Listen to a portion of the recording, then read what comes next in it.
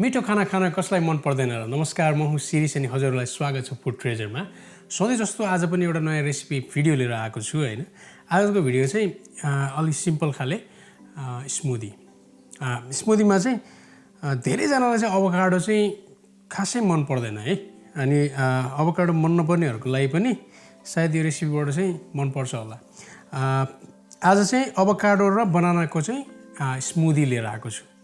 health benefit पनि धेरै छ यसमा हैन अब यसको चाहिँ धेरै फाइदाहरु छ यु क्यान गुगल इट सुरु गरौँ है त मसँग एउटा बनाना छ हैन यसलाई चाहिँ केलाई दिउँ अभोकाडो चाहिँ मैले आधी जति मात्रै युज गर्छु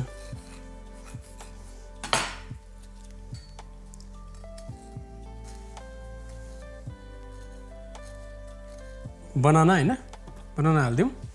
त्यसपछि अभोकाडो आधी अभोकाडो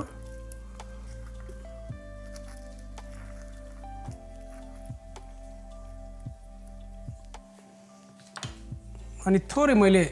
आइस राखेको छु हैन त्यसपछि दही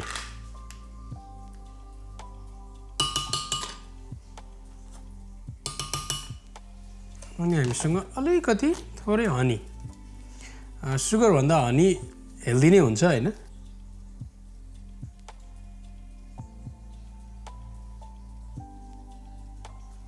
त्यसपछि यो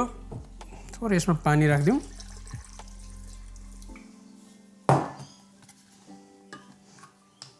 ब्लेन्ड गरौँ है त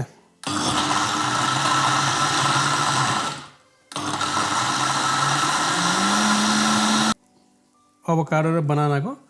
स्मुदी रेडी टु सर्भ छ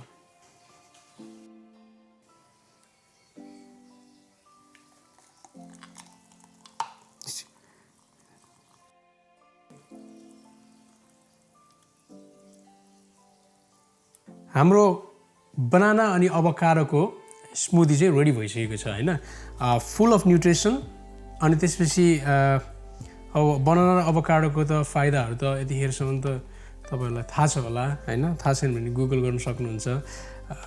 हेल्थ बेनिफिट पनि छ अनि त्यसपछि एउटा नाइस समरको लागि नाइस ड्रिंक पनि भयो thank you very much for watching